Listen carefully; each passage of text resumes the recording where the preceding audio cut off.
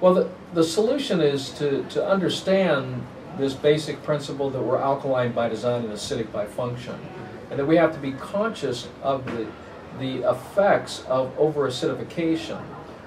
Some of the stages of acidity that are expressed is that when we start beginning to sense a fatigue or tiredness of the body, that this is the beginning of the body not able to remove its own waste products.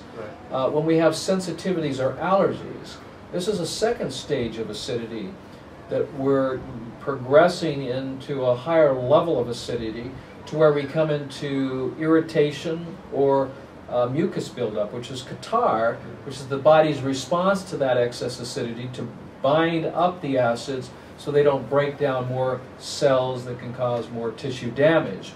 To the point that if it continues, we go into stage 4 acidosis, which is an inflammatory condition. Any pain that we might have or aches that we have in our bodies, this is a condition of a buildup of acidity that's quite significant, that can lead to all kinds of symptomologies, from fibromyalgia to lupus, to eventually, if it becomes even more serious, to some degenerative condition. But after inflammation comes induration, which is the hardening of the tissues or the connective tissues and the hardening of our arteries, which can lead to stroke or heart attack, to ulcerations. And then finally, stage 7 acidosis, which incorporates all the degenerative conditions, would be the cancers, the neurological diseases that are now very prevalent in our society, with increases of Parkinson's and Alzheimer's, and particularly in children, autism and attention deficit and hyperactivity.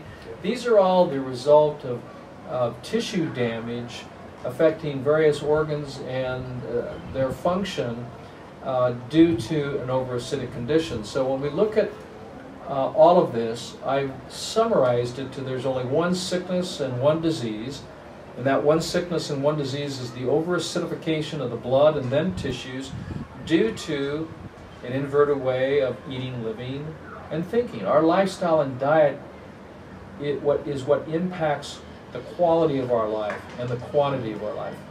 And so even though there's many stages, or these 7 stages, there's actually only one disease, but within that one disease of acidity, there's definite stages that are building up over time that can lead then to some very serious challenges. So we have to pay attention. We have to be conscious to, the little aches and irritations or sensitivities, because they can lead into inflammation and then induration, ulceration, and degeneration. If we don't pay attention and to our bodies and take care of them, they can come unraveled very, very quickly. There's a big sort of misconception, and especially in the Western world, of what disease is and what symptoms are. Could you shed some light on that? Well, disease in the traditional medical sense are the symptoms, because there really is no disease. There's just states of balance and imbalance, and that's related to managing and maintaining the alkaline design of the body. It is very simple to do, and it's inexpensive to do if we understand how to manage that. It's like managing, let's say, a saltwater aquarium, or managing the pH or the alkalinity of a swimming pool. It's critical. If the pH or the alkalinity of our bodies do not maintain that delicate pH of 7.365, which is just slightly over midpoint on a scale from 0 to 14, 7 being the midpoint, we're slightly alkaline at 7.365. The body does everything it can to manage that as it's pushing out waste products, acidic waste products, through urination, through defecation, through respiration, and through perspiration. Right. These are the 4 channels of elimination.